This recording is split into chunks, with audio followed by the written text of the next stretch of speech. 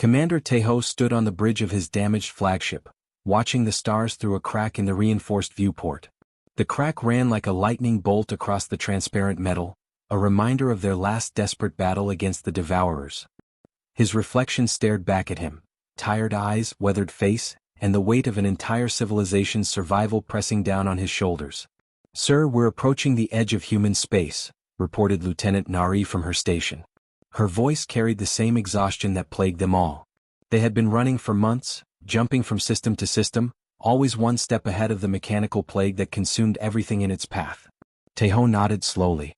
Behind them, scattered across several light years, floated the remnants of the once mighty Zephyrian fleet. 37 ships carrying the last 2 million survivors of their race. Each vessel bore the scars of countless battles. Hull breaches patched with whatever materials they could find, weapon systems running on backup power, life support systems pushed beyond their limits. The Devourers had come without warning. One day the outer colonies simply went silent. When the first scout ships arrived to investigate, they found nothing but empty space where planets once orbited their stars. No debris, no trace of the billions who had lived there. Just void. The mechanical swarm had moved inward, consuming everything, planets, asteroids, even the solar radiation itself. They turned matter into more of themselves, an endless hunger that grew stronger with each world they devoured. The Zephyrian military had thrown everything they had at the invaders. Their most advanced warships, their finest warriors, their most brilliant tactical minds. Nothing worked. The Devourers adapted to every weapon, learned from every strategy, and overwhelmed every defense. Tejo's hand tightened on the railing as he remembered the fall of Zephyria Prime. The capital world had held out longer than the others, protected by massive orbital defense platforms and the largest fleet in their history. He had watched from orbit as the Devourers broke through the final defensive line, their mechanical forms descending on the planet like metallic rain.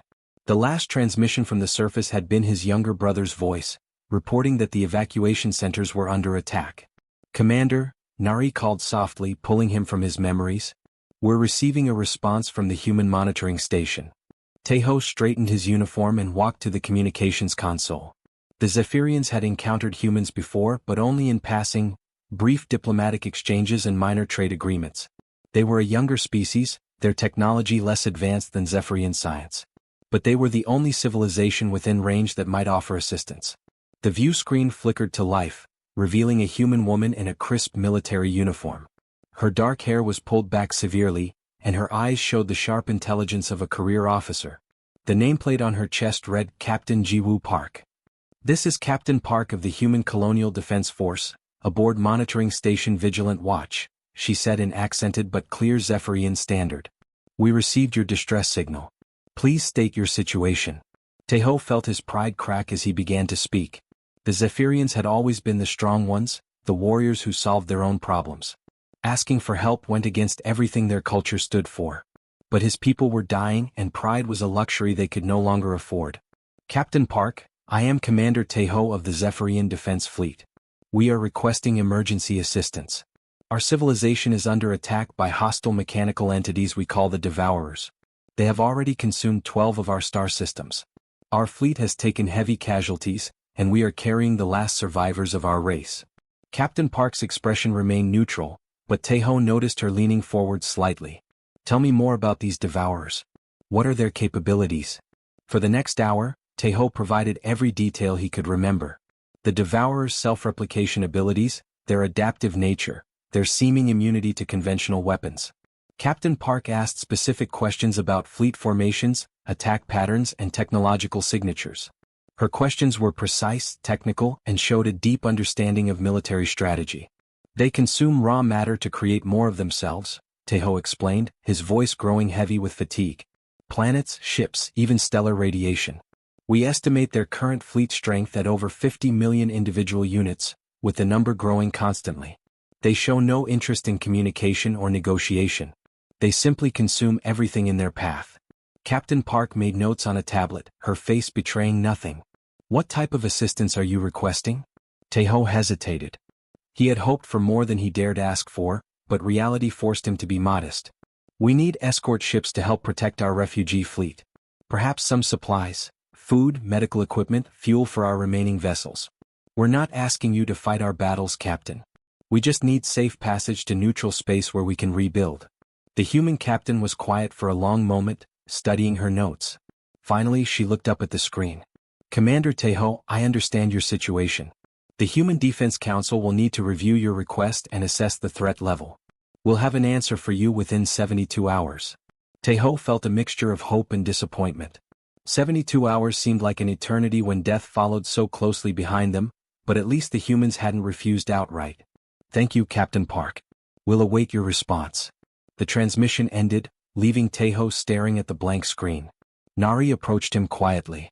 Do you think they'll help us, sir? Tejo looked out at the stars again, thinking about the human captain's careful questions. I don't know, Nari. But it's the only hope we have left. The emergency alarm echoed through the corridors of Earth's defense headquarters as Admiral Sungmin walked briskly toward the war room. His boots clicked against the polished metal floors, each step carrying the weight of a decision that could determine humanity's survival. The message from Captain Park had arrived just 3 hours ago, and already the entire military leadership was gathering for what might be the most important meeting in human history. The war room's massive holographic display showed the galaxy's spiral arms, with red markers indicating the 12 fallen Zephyrian systems. Dr. Minjun stood beside the display, his usually calm demeanor replaced by visible concern. As the head of the Strategic Analysis Division, he had spent the last 2 hours running every possible scenario through the military's most advanced computers. Gentlemen, ladies, Admiral Sungmin began as he took his seat at the head of the curved table. We have a situation that requires immediate attention. Dr. Minjun, please brief us on what we know. The scientist activated the hologram, zooming in on the affected region. The entities the Zephyrians call Devourers appear to be self-replicating machines with one primary function: consumption. They break down matter at the molecular level and use it to create more of themselves. Based on the data we've received, they've consumed 12 entire star systems in approximately 8 months. Defense Minister Hygiene leaned forward, studying the projection. What's their estimated growth rate? Exponential, Dr. Minjun replied grimly. If they started with a single ship, they now number in the tens of millions. Every planet they consume adds to their fleet strength. At their current rate of expansion, they'll reach the outer edge of human space in 18 to 24 months. General Du Hyun, commander of the Planetary Defense Forces, spoke up. What about their technology? Can our weapons penetrate their defenses? Dr. Minjun shook his head. Unknown. The Zephyrians claimed their most advanced weapons had little effect. However, Zephyrian technology is approximately 15 years behind our current military systems. We might have better options, but there's no guarantee. The room fell silent as the implications sank in. Admiral Sungmin had seen many threats during his 40-year career, but nothing quite like this. The Zephyrians were known throughout the galaxy as fierce warriors with advanced technology. If they couldn't stop the Devourers, what chance did anyone have? Sir, said Colonel Jae-woo from the Intelligence Division, we should consider that this might not be our fight. The Zephyrians are asking for escort ships and supplies, not military intervention. We could provide minimal assistance and evacuate our outer colonies as a precaution. Admiral Sungmin turned to face him, his expression hard. Colonel, I've fought in 17 major conflicts during my career. I've seen what happens when you try to contain a threat instead of eliminating it. The Crexian Swarm Wars, the Silicon Plague, the Void Walker incursion. Every time we thought we could manage the problem with limited engagement, it came back stronger. He stood and walked to the hologram, pointing at the expanding red zone. These Devourers aren't just another hostile species we can negotiate with or contain behind a quarantine line. They're a galactic plague. If we don't stop them here, they'll consume everything between their current position and Earth. And by the time they reach our core systems, they'll be too strong for anyone to stop. Defense Minister Hygiene consulted her tablet. What are our available resources? If we're going to engage, we need to know what we can deploy. Fleet Admiral Kyung-ho activated another section of the display. The Eternal Vigilance completed its final trials last month. It's the first of our new Ragnarok-class dreadnoughts, designed specifically for threats that exceed normal tactical parameters. 15 kilometers long, equipped with experimental quantum torpedoes and plasma lance arrays. It's supported by a full battle group, 12 heavy cruisers, 36 destroyers and 48 frigates. Dr. Minjun whistled softly. That's enough firepower to sterilize a small solar system. Exactly, Admiral Sungmin said. We built the Eternal Vigilance because we learned from our past mistakes. When humanity faces an extinction-level threat, we respond with overwhelming force. Not because we're aggressive but because it's the most merciful approach. A quick, decisive victory prevents years of suffering and death. General Du Hyun raised a concern. Sir, deploying our most advanced warship might reveal capabilities we'd prefer to keep secret. Other species might see us as a threat. Better to be feared than extinct, Admiral Sung-min replied firmly. Besides, if we succeed in stopping the Devourers, the galaxy will thank us. If we fail, secrecy won't matter anyway. The debate continued for another hour, with each department head weighing the risks and benefits. The economists worried about the cost of deploying such a massive fleet. The diplomats expressed concerns about setting a precedent for military intervention. The scientists wanted more data before committing to action. Finally, Admiral Sung-min called for a vote. All in favor of authorizing Operation Thunderbreak and deploying the Eternal Vigilance Battle Group to eliminate the Devourer threat? The hands went up around the table one by one. Even those who had expressed doubts ultimately agreed that the risk of inaction outweighed the costs of intervention. The vote was unanimous. Very well, Admiral Sung-min said, activating his command tablet. Operation Thunderbreak is authorized. Admiral Kyung-ho, prepare the battle group for immediate deployment. I want them ready to jump within 48 hours. Meanwhile, thousands of light-years away, Commander Tae-ho paced the bridge of his damaged flagship. The 72 hours were almost up, and he had heard nothing from the humans. He assumed they were still debating whether to send a few escort ships to help evacuate the Zephyrian refugees. He had no idea that humanity had just committed its most powerful warship and an entire battle fleet to completely eliminate the threat that had destroyed his civilization. The message arrived exactly 72 hours after their first contact, transmitted on a secure military frequency that made Commander Tae-ho's communications officer work for several minutes to decode it properly. Lieutenant Nari looked up from her console with confusion written across her face. Sir, the message is very short. It just says, assistance approved. Rendezvous at Kepler Station in 72 hours. Coordinates attached. Tae-ho felt a wave of relief wash over him. The humans had agreed to help, though he wondered why they wanted to meet at some remote station instead of simply sending escort ships to their current location. Perhaps they wanted to assess the Zephyrian refugees before committing resources, or maybe they needed time to gather supplies and medical equipment. Signal the fleet, he ordered. We're moving to the rendezvous point. Tell all ships to prepare for jump. The journey to Kepler Station took them deeper into human space than any Zephyrian had ever traveled. As they approached the coordinates, Tae-ho expected to find a small outpost with a few human ships waiting for them. Instead, his sensors detected something massive hanging in the void. What am I looking at? He asked Nari, who was frantically adjusting her instruments. I'm not sure, sir. It appears to be a small moon, but there are no planets in this system. The object is perfectly spherical and showing artificial energy signatures. As the Zephyrian fleet drew closer, details became clearer through the main view screen. The object was indeed artificial, a space station of impossible size. Tae-ho had seen the largest Zephyrian installations, massive orbital cities that housed millions of people. This human station dwarfed them all. It was easily 50 kilometers across, its surface covered with docking bays, defensive turrets, and communication arrays. By the ancestors, whispered Chief Engineer Ko-woon from his position at the rear of the bridge. How did they build something that large? The amount of materials alone would require mining entire asteroid belts. Tae-ho was beginning to realize that humanity's technological capabilities had been seriously underestimated. The Zephyrians had always considered humans to be a promising but still developing species. This station suggested they had been wrong about that assessment. A new contact appeared on their sensors, emerging from one of the station's enormous docking bays.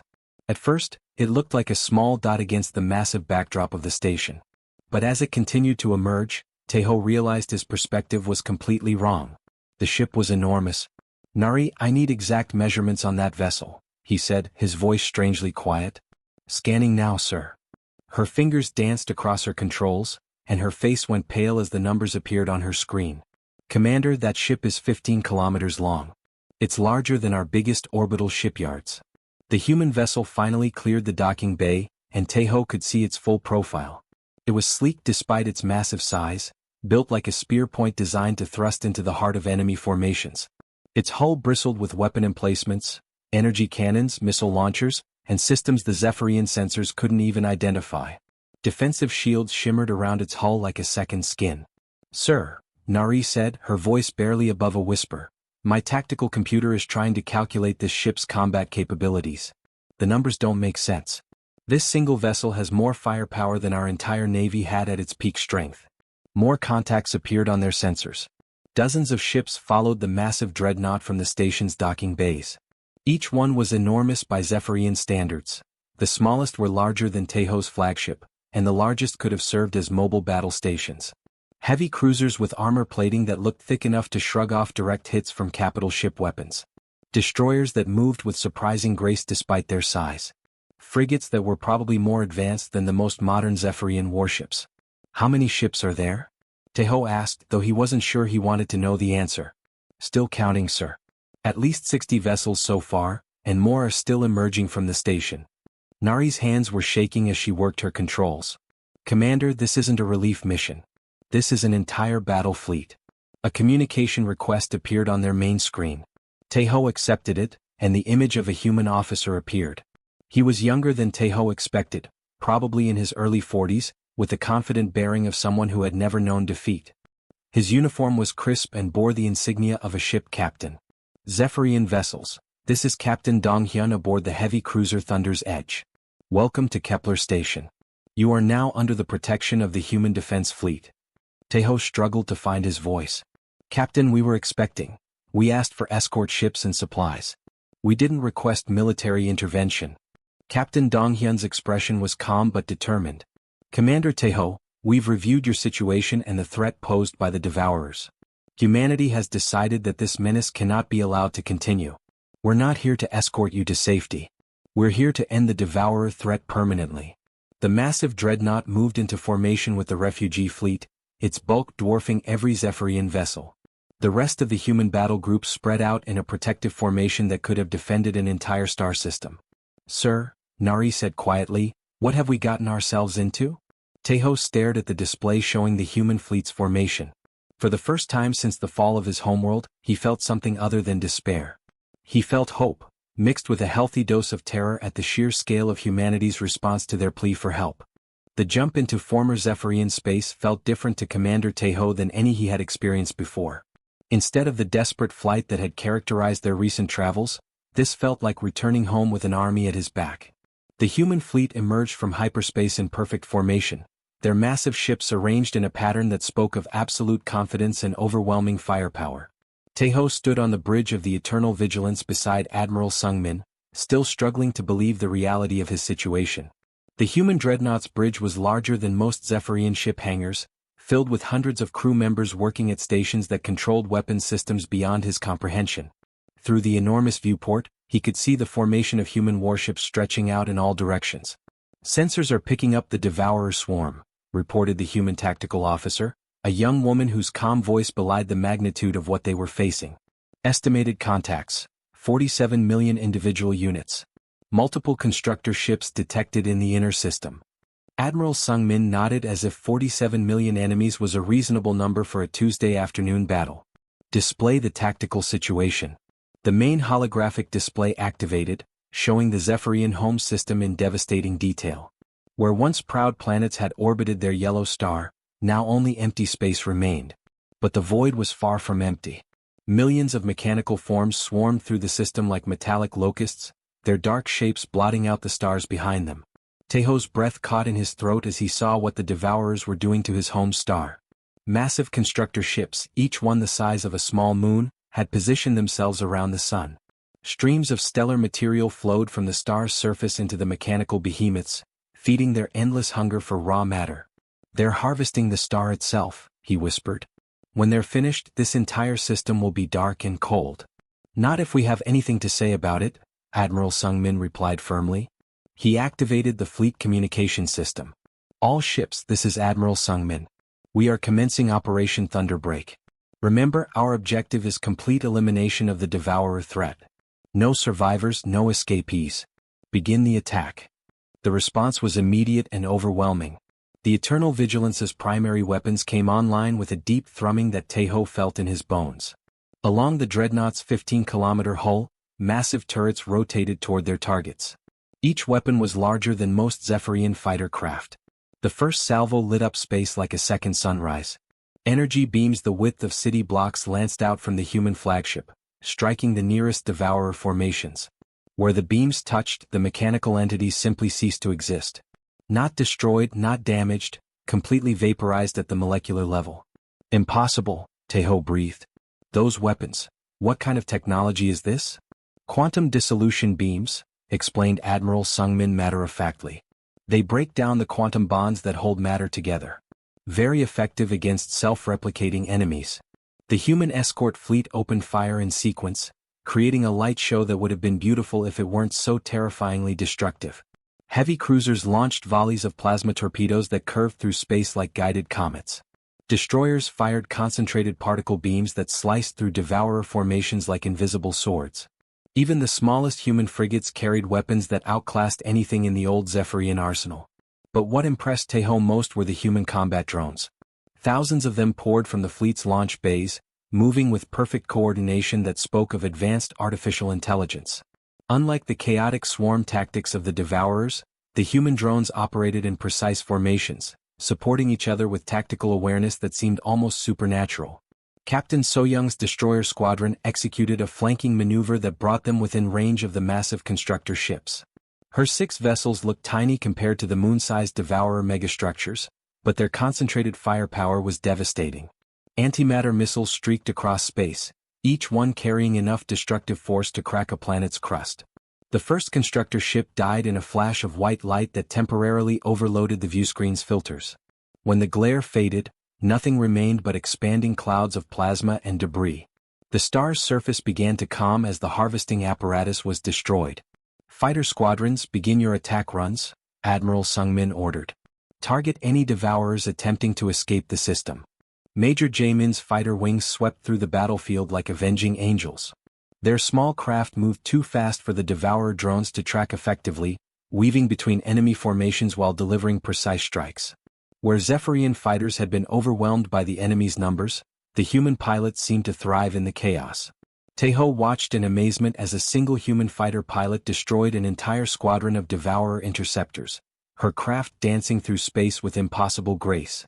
Her weapons never missed, her movements never wasted.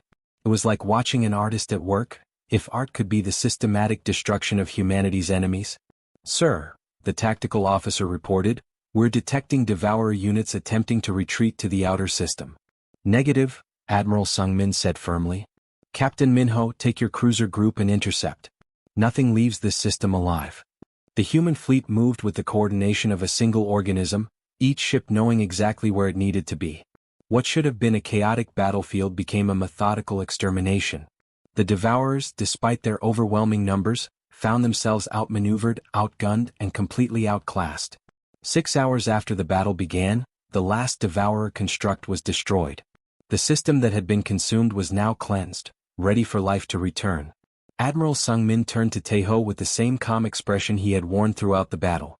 Commander, your home system is secure. Shall we proceed to the next infected area? 3 weeks after the battle, Commander Taeho stood at the observation deck of the Eternal Vigilance, watching human engineering ships work with impossible speed and precision. Where once there had been empty space around the liberated Zephyrian colonies, massive orbital defense platforms now took shape. Each platform was a fortress in its own right, bristling with the same devastating weapons that had destroyed the Devourer swarm. The human engineers worked around the clock, their construction ships moving like busy insects as they assembled the defensive networks. Taeho had never seen anything built so quickly or efficiently. What would have taken Zephyrian engineers months to complete, the humans finished in days. Impressive, isn't it? Admiral Sungmin's voice came from behind him.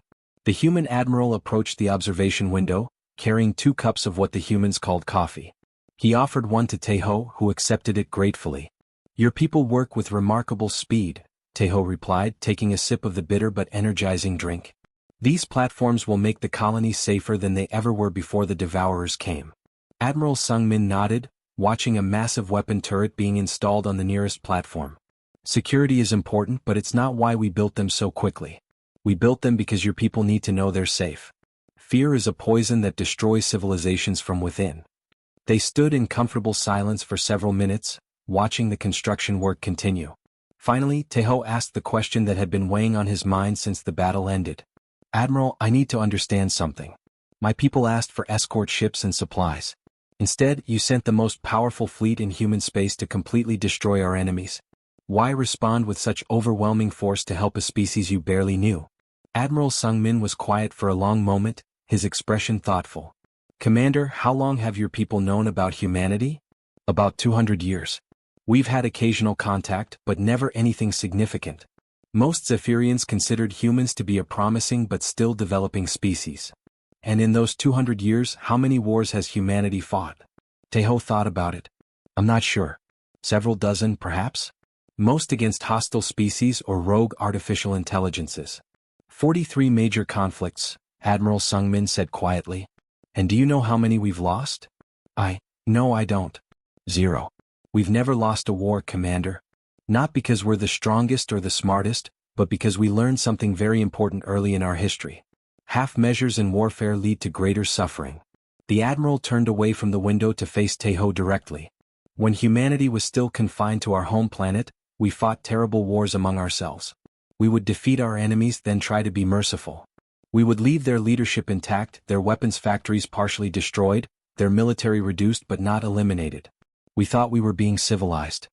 That sounds reasonable, Taeho said, though something in the Admiral's tone suggested he was wrong. It was a disaster. Every time we showed mercy to a defeated enemy, they came back stronger. They used our compassion against us, rebuilt their forces, and started new conflicts that killed even more people. We learned that true mercy lies in decisive action. When we face an existential threat, we don't wound it or contain it. We end it completely. A priority alert chimed from Admiral Sung-min's communication device. He activated it, and Lieutenant Haun's face appeared on the small screen. Admiral, we're receiving multiple distress signals. 3 more sectors are reporting Devourer incursions. The Altarian Republic, the Nexus Coalition, and the Free Worlds Alliance are all requesting immediate assistance.